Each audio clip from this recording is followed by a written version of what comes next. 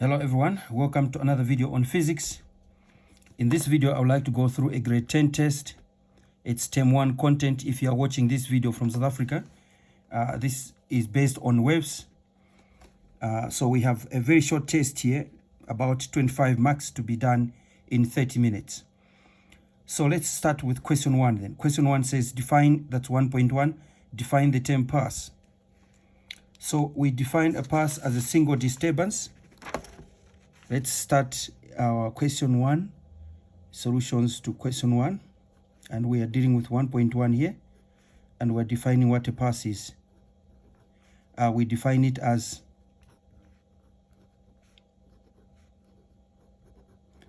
a single disturbance.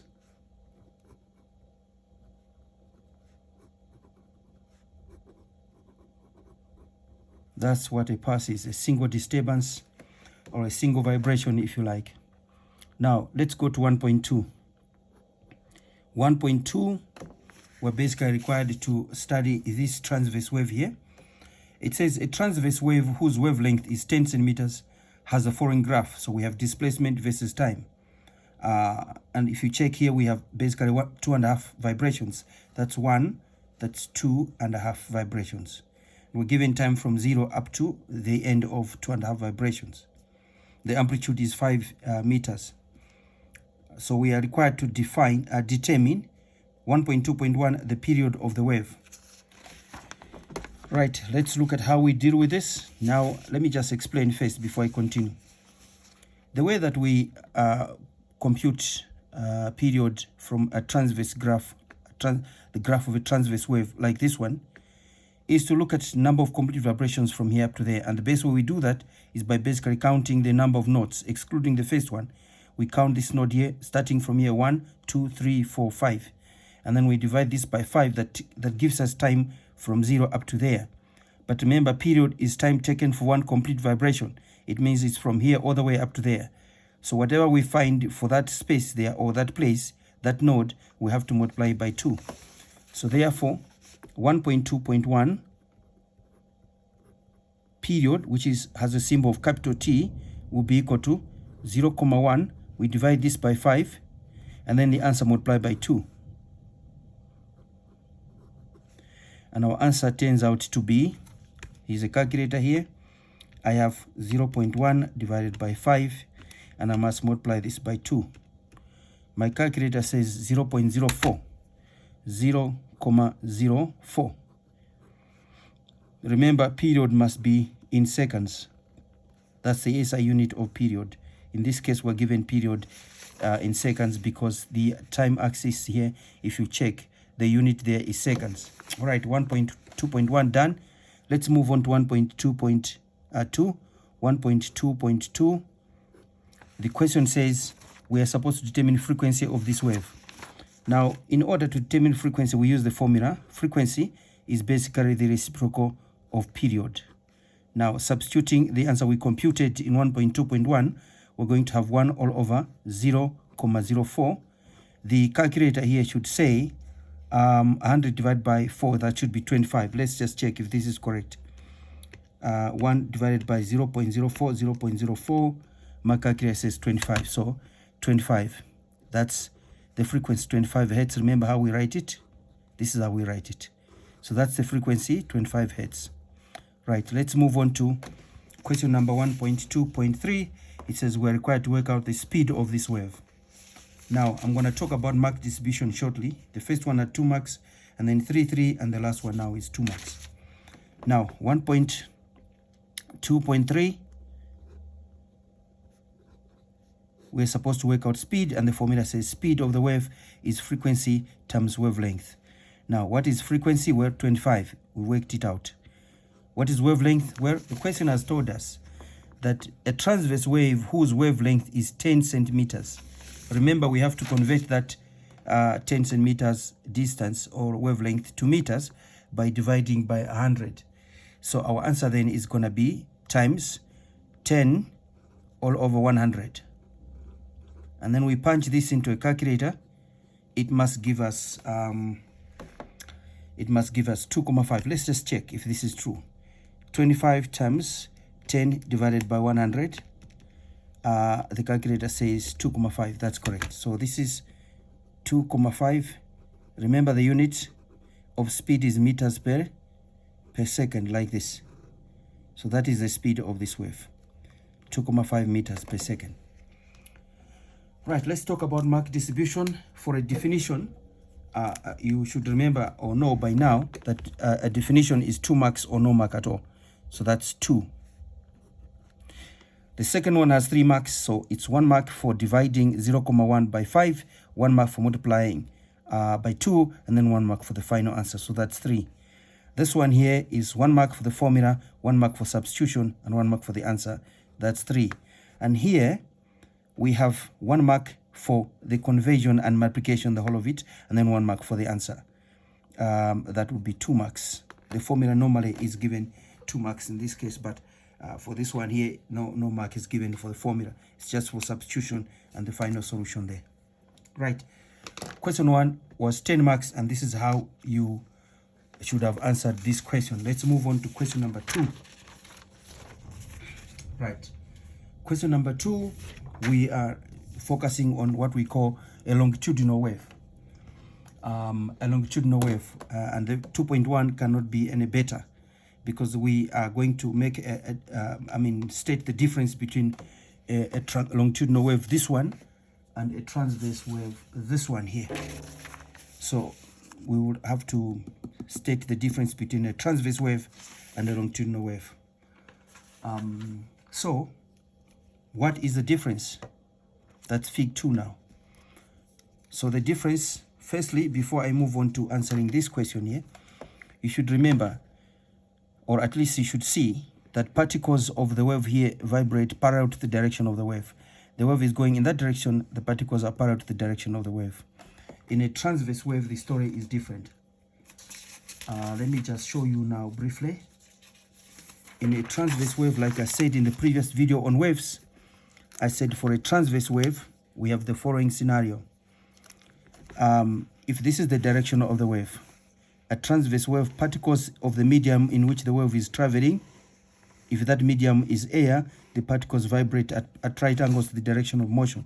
If it's water, the particles vibrate at right angles to the direction of motion of the wave. Remember, the wave going this way or this way, it doesn't matter. But particles vibrate perpendicular to the direction of the wave in a transverse wave. But in a longitudinal wave, if this is the direction of the wave, particles vibrate parallel to the direction of the wave. And we have what we call places of higher density and pressure. We call them compressions. That would be a compression.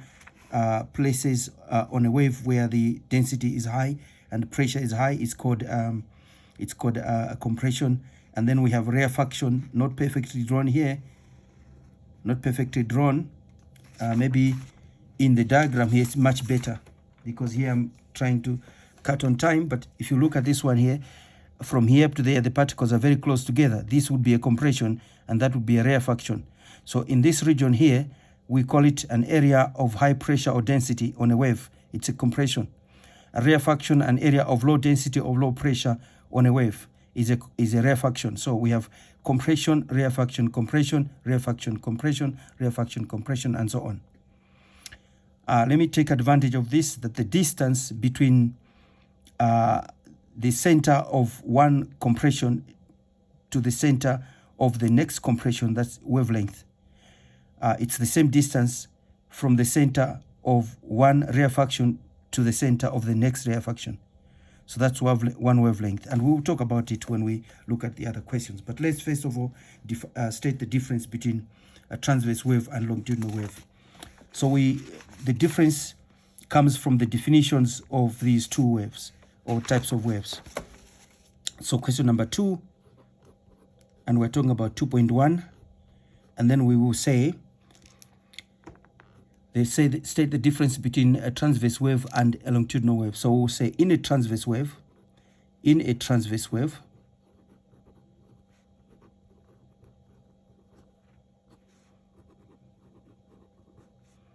particles of the medium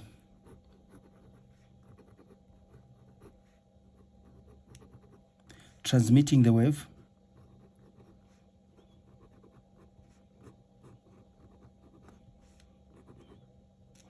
transmitting the wave. THE, transmitting the wave. I'm gonna have to fix that part there. Particles of the medium transmitting the wave. Particles of the medium transmitting the wave vibrate perpendicular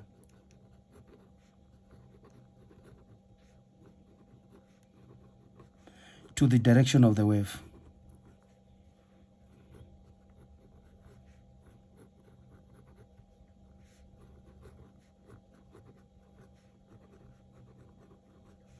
Because they're saying we must state the difference, we have to say while or whereas.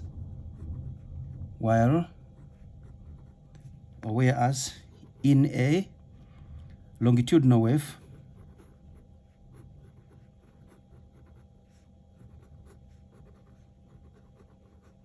particles of the medium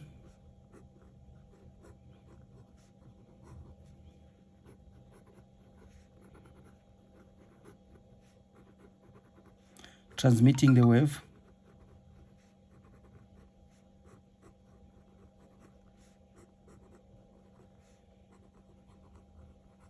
vibrate parallel to the direction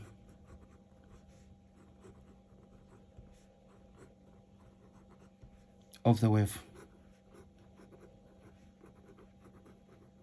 So we're basically defining the two types of waves. In a transverse wave, particles of the medium transmitting the wave.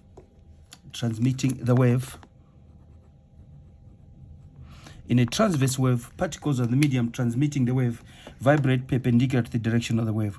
While or whereas in a longitudinal wave, particles of the medium transmitting the wave vibrate parallel to the direction of the wave.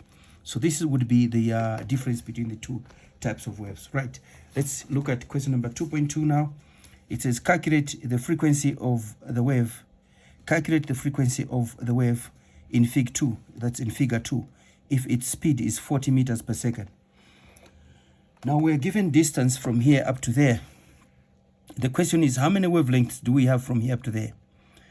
Like I said, if you recall, the distance from here up to the center of the next compression is going to be one wavelength, and then from here to there, that's another wavelength. So we're saying we have 1, 2, 3 wavelengths. So this distance here is actually 3 wavelengths. So in our calculation of the frequency, of course, we need wavelength first.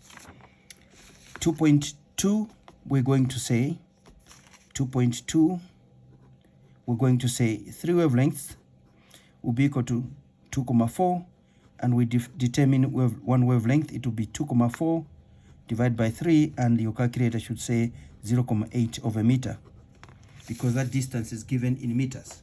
If you notice, 2,4 meters. Now that we know the wavelength, then we can say, but we know that the speed of the wave is actually frequency times wavelength. Do we know the speed? They have given us the speed, 40 meters per second. All right, so we put 40 here. Do we know the frequency? We don't know the frequency. They want us to find it. It says calculate the frequency of the wave. So we keep f as an unknown times. Do we know the wavelength? Yes, we calculated up there, 0,8. And so we just have to make f subject of formula. And if you notice, f will just be equal to divide by 0,8 on both sides. It will be 40 over 0,8. And the answer is going to be, so we're saying 40 divided by 0.8. The calculator says 50. So this is actually equal to 50 hertz. The frequency is 50 hertz of this wave. So that's our solution for this one. So notice something here. We had to calculate wavelength first from that diagram, and then use the formula, this one here. We know we have been given speed, and we can work out frequency because we know two things. Speed is given, the wavelength we calculated from the diagram fig 2, and so we're able to work out frequency by using this formula here, and of course substituting the values and making f subject of formula. I'll come back with mark distribution after I'm done with question number 2. Let's look at 2.2, which is the last one of question number 2. It basically says name and define the part labeled X in figure 2. I already explained what this one is, but we just have to comply with the question. It's called a rarefaction. So 2.3, we're going to say, it says name and define. So name, that's a type of 2-in-1 question there. Name and define. Notice this, name and define. So we're doing two things there. All right, so name is rarefaction.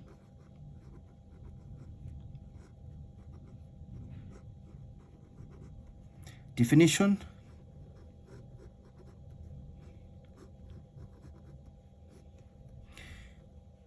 we can say it is a region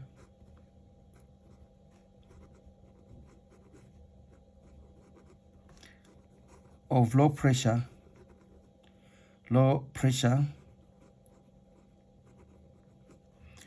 or density,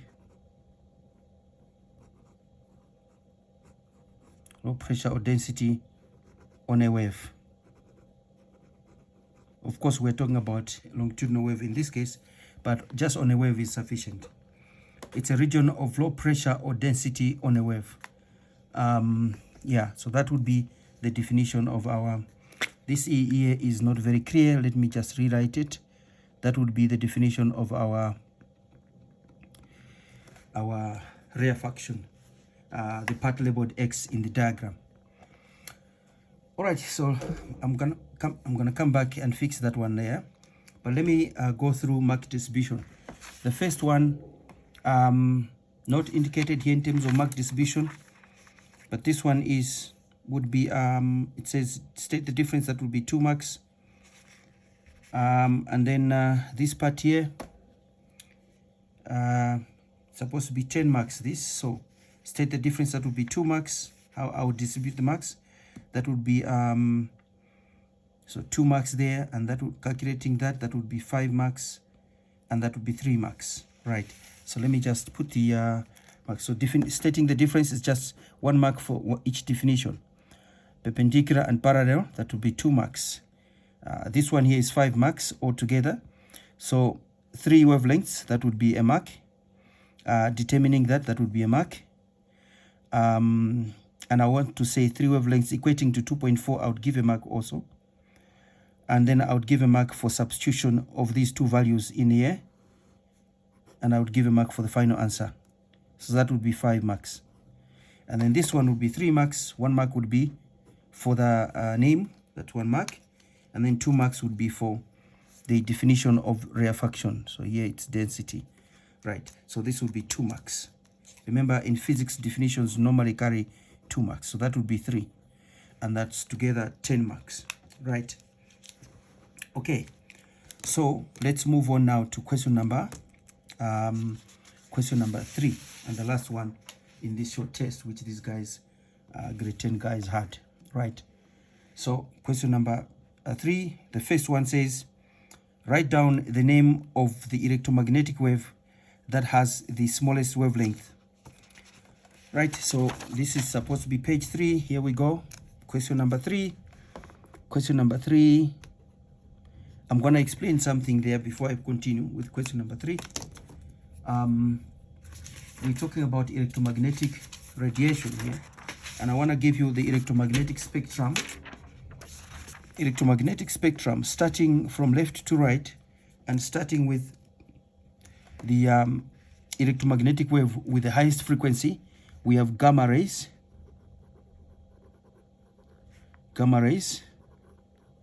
and then the next one is X-rays, and then we have ultraviolet light,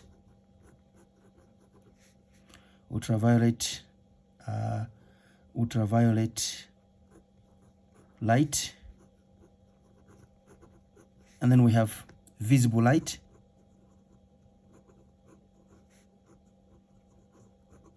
and then we have infrared light,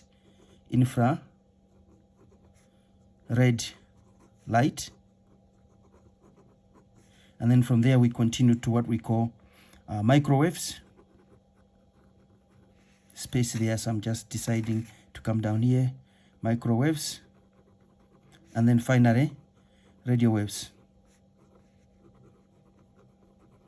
So basically we're saying that you're moving like this. I think I said this in the previous video.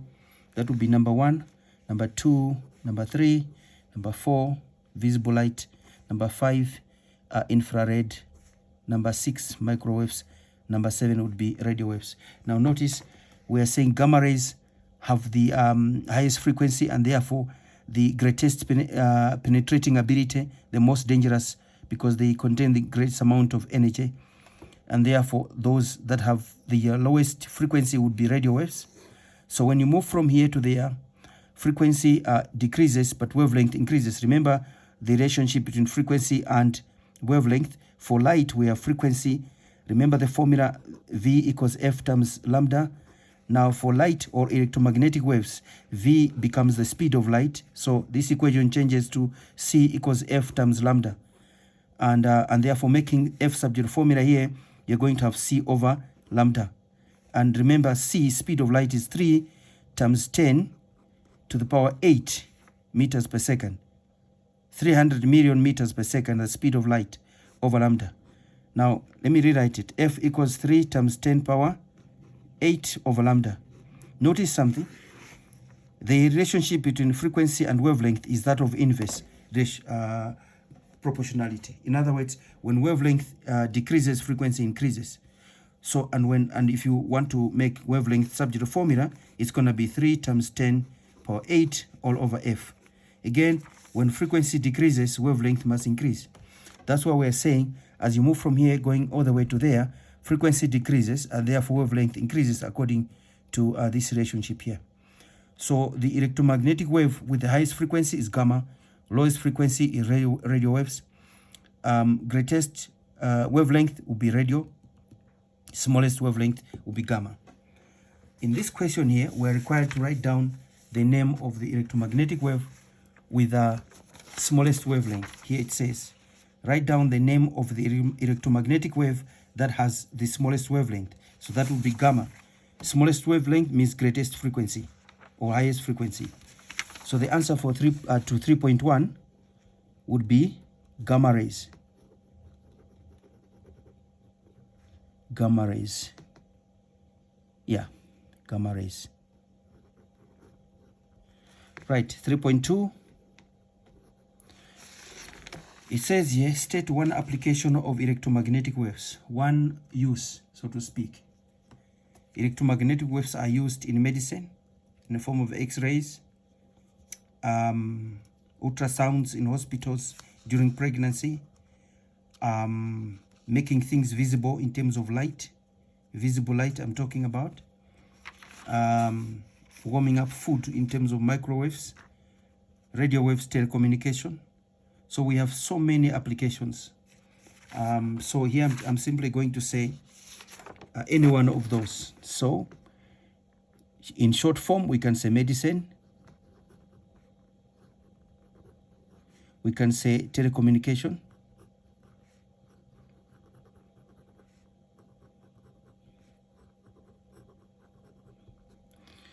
what else can we talk about? What else would be the use? We can say making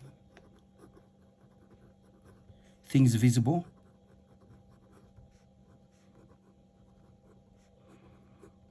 we see objects because of light. There are many applications. I've just given you 3 here. There are many applications, so they wanted only one. Let's move on for the sake of time. 3.3, the last one in this video. 3.3, here it is. Calculations. You can never divorce mathematics from physics, like I always say in class. Now, we have a wave here. The question says a wave has a speed of 20 meters per second and a wavelength of 10 centimeters. How many passes or vibrations, if you like, of this wave move through a point in a medium every 4 seconds? So this is in connection with frequency. We know that frequency is the number of vibrations per second. So if we can find frequency, we'll have to multiply by 4 to get our answer. Straightforward like that. All right, so let's look at number 3.3. 3.3, we're going to say, we know that V is equal to F times lambda. Do we know the speed. Yes, they've given us 20 meters per second. Here it is, 20 meters per second. 20 meters per second. Do we know the wavelength? 10 centimeter, we have to convert that again to meters. So we have to say times 10 over 100. And so if you multiply both sides by 100, you're going to have on the left 2000, on the right you're going to have 10F. Divide by 10 on both sides, it will give you frequency equals 2000 over 10, and this is going to be equal to 200 hertz. The way that we understand is 200.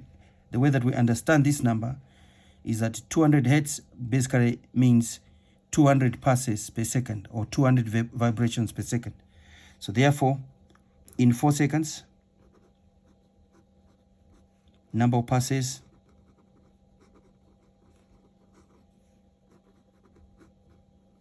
will be equal to 4 times 200, and the answer is 800 passes.